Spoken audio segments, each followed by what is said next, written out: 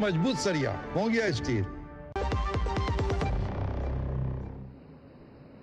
इस सम्मेलन में उपस्थित संस्कृति एवं पर्यटन मंत्री श्री गजेंद्र सिंह शेखावत जी, साहित्य अकादमी के अध्यक्ष श्री माधव कौशिक जी, सभी साहित्यकार एवं साहित्य प्रेमी जन,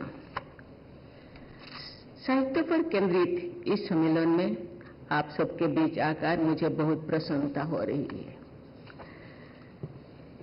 विद्यार्थी जीवन से ही मुझमें साहित्य और साहित्यकारों के प्रति आदर और कृतज्ञता का भाव रहा है। समय के साथ साहित्य के प्रति विशेष सम्मान का ये भाव और अधिक गहरा होता गया है।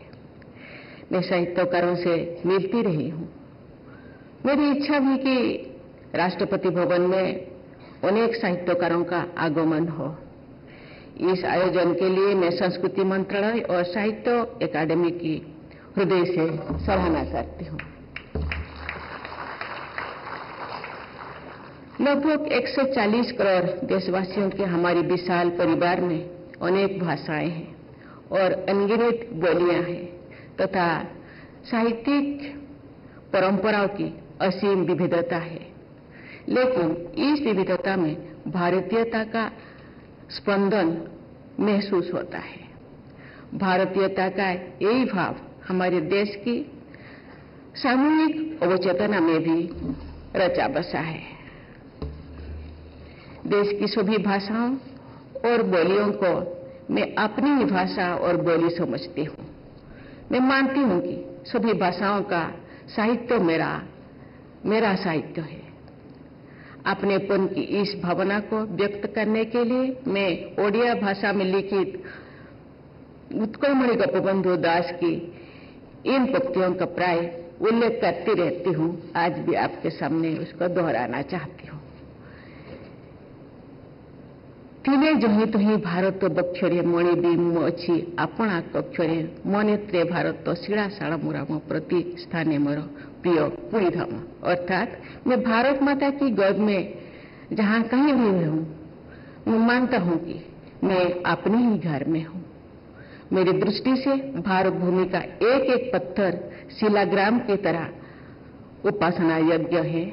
भारत का प्रत्येक स्थान मुझे जगन्नाथपुरी धाम की तरह प्रिय है। देवियों और स्वजनों, साहित्यकार का सत्य इतिहासकारों के तथ्य से अधिक प्रभावी सिद्ध हुआ है, क्योंकि अजनगण के जीवन मूल्यों को व्यक्त करता है। ओडिशा के मयूरभंज जिले में मेरा गांव है। वही सीताकुंड नाम का एक पर्यटन स्थल भी है। कहा जाता है कि वनवास के समय सीता और राम ने वहां कुछ समय बिताए थे। इस संस्कृति का तथ्यपरक होना महत्वपूर्ण नहीं है। बड़ी बात यह है कि आदि कवि वाल्मीकि द्वारा रचित रामायणों और विभिन्न भाषाओं में रची गई राम और सीता की कथाओं ने भारत को भावनात्मक एकता के सूत्रों में बांधकर रखा है। देवी और स्वजनों, मैं अपनी विद्यार्थी जीवन की एक बात आप सबके साथ साझा करना चाहती हूँ। भारत एक सुप्रसिद्ध कथाकार व्यास कवि फकीर मोहन सेनापति द्वारा लिखी गई रेवती नामक अमर कहानी ने मेरी अंतर्मन पर गहरा प्रभाव डाला है। ये कहानी 19वीं शताब्दी में लिखी गई थी। रेवती नाम की एक लड़की की पढ़ाई करने की ललक इस कहानी का मूल तथ्य है। दादी की मना करने के बावजूद रेवती पढ़ाई के लिए जिद करती है। उनके पिता उसकी पढ़ाई की व्यवस्था कर देती है। उन दिनों देश के अधिकांश क्षेत्रों में लड़कियों की पढ़ाई एक असंभव सी बात थी। इस कहानी के जरिए नारी शिक्षा के प्रति समाज में सकारात्मक सोच उत्पन्न करने का अमूल्य साहित्यिक प्रयास किया गया है। तेरे जैसी अनेक महिलाओं के जीवन पर उस कहानी का सकारात्मक प्रभाव पड़ा गया। ऐसे साहित्य को परिवर्तन का साहित्य कहा जा सकता है। इस सम्मेलन में भारत का नारीवादी साहित्य यानी फेमिनिस्ट लिटरेचर पर एक विशेष सत्र भी रखा गया है। ये बहुत महत्वपूर्ण है कि ये पूरा विश्व में नारी शक्ति का प्रभाव रहा है और नारी के विषय में चर्चा हो रहा, इसके विषय में साहित्यकारों को साहित्य लिखना बहुत अनिवार्य है और सराहनीय है।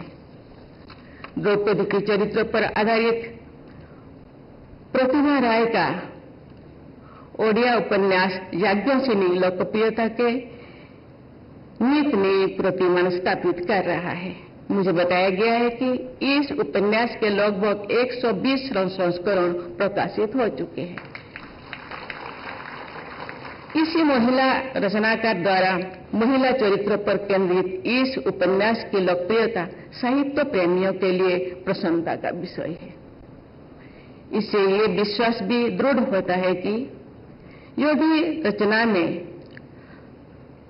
संकोचनीयता हो तो पाठक साहित्यिक कृतियों का बढ़ चढ़कर स्वागत करते हैं। देवी और स्वजनों परिवर्तनशील संदर्भ में इसके बीच स्थायी मानवीय मूल्यों की स्थापना कालोजयी साहित्य की पहचान होती है। जैसे जैसे समाज और सामाजिक संस्थान बदले हैं, चुनौतियां और प्राथमिकताएं बदली है, ऐसे ऐसे साहित्य में भी बदलाव देखे गए हैं। लेकिन साहित्य में कुछ ऐसा भी होता है जो सदियों बाद भी प्रासंगिक बना रहा है। स्नेह और करुणा के साहित्यिक संदर्भ बदलते रहते हैं, किंतु उनकी भावभूमि नहीं बदलती। साहित्य से प्रेरणा लेकर मनुष्य सपने देखता है और उन्हें साकार करता है। गुरुदेव रवींद्रनाथ टागोर ने लिखा है, मानवेर माझे आम्ही बंचीबार चाई, अर्थात मैं मानवता के बीच जीना चाहता हूं। गुरुदेव की इस पंक्ति से जीवन के प्रति आस्था और मानवता के प्रति लगाव की भावना जागृत होती है।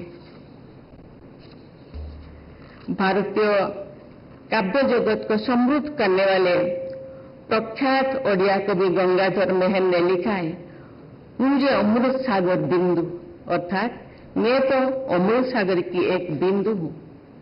वास्तव में जीवन प्रवाह अविरत और अनंत है। धराएं बदलती है, जल तत्व तो वही रहता है। साहित्य हमें यही संदेश देता है।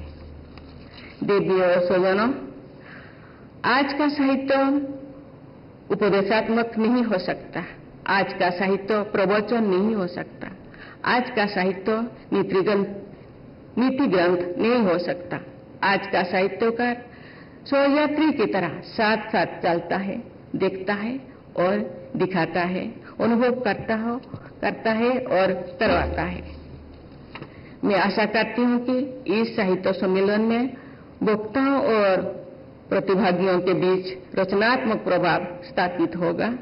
हमारे साहित्यकार अपनी अभिव्यक्ति के चरम उत्कर्ष को प्राप्त करें, इसी शुभ भावना के साथ मैं अपने वाणी को विराम देती हूँ।